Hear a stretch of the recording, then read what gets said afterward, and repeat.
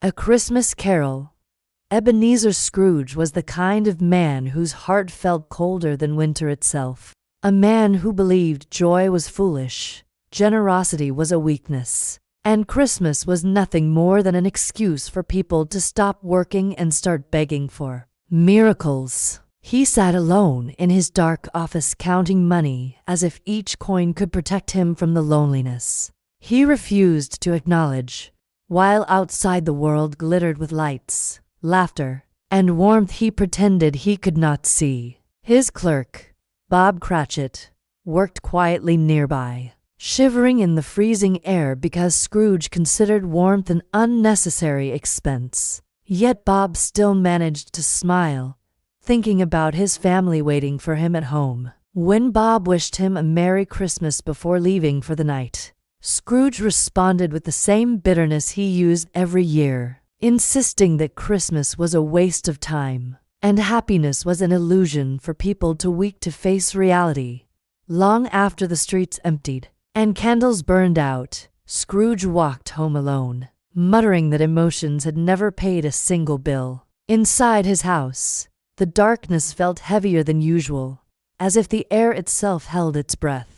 And when Scrooge passed the door knocker, he froze in terror because for a split second it transformed into a human face. The face of Jacob Marley, his former business partner, dead for 7 years. He stumbled inside, trying to convince himself he imagined it.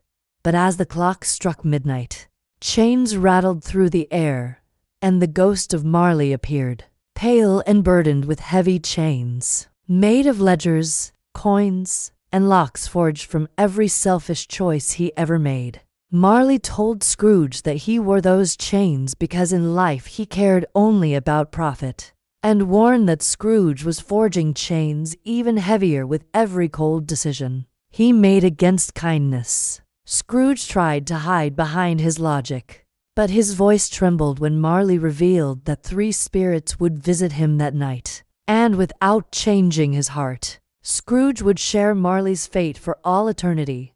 When Marley vanished, the room fell silent, and Scrooge tried to convince himself it was a dream, but fear settled into his bones like frost. The first spirit arrived in a burst of soft glowing light, appearing as the ghost of Christmas past, radiating both innocence and sorrow. And without warning it transported Scrooge into a memory he had buried deep.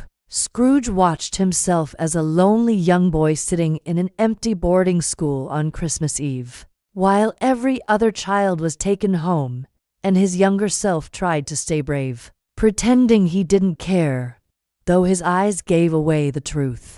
The spirit then showed him a moment years later, when he was in love with a kind young woman, and Scrooge saw how his obsession with wealth slowly overshadowed the affection in his eyes, until she let go of his hand and whispered that she could no longer compete with his desire for money. The memory hit him like cold water, because seeing the moment he traded love for security made him realize that his heart had been breaking long before he decided it was safer not to feel anything. Before he could speak, the spirit vanished, leaving him with regret that felt sharper than any chain. The second spirit appeared with vibrant laughter and warm golden light, the ghost of Christmas present, who showed Scrooge how the world celebrated without him, full of joy that money could never buy. The spirit brought Scrooge to the home of his clerk, Bob Cratchit, where the family shared a small dinner, worn clothes, and a tiny house. Yet somehow their laughter made it feel like the richest place in the world. Bob's frail son, Tiny Tim, used a crutch and spoke with the kind of hope that shouldn't belong to someone so sick, whispering that he was grateful simply to be alive. And Scrooge felt an ache in his chest he didn't recognize, an ache called compassion. The spirit told him quietly that if nothing changed, Tiny Tim's chair would soon be empty. And for the first time in years, Scrooge felt fear not for himself, but for someone else. The spirit of the present disappeared, leaving the room cold and silent. And Scrooge trembled because he finally understood what he had denied his entire life.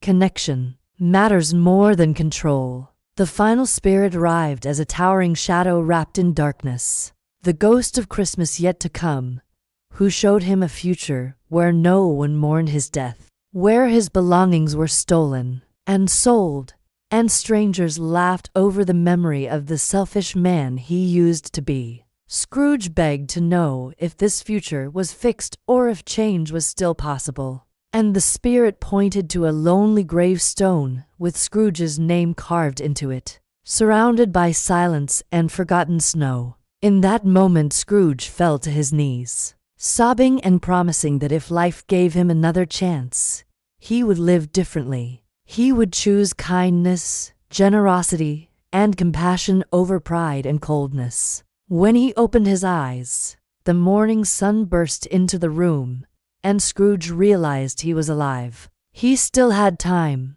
and gratitude flooded him like warmth after years of winter. He rushed into the streets laughing and shouting Merry Christmas with tears in his eyes. And strangers thought he had gone mad.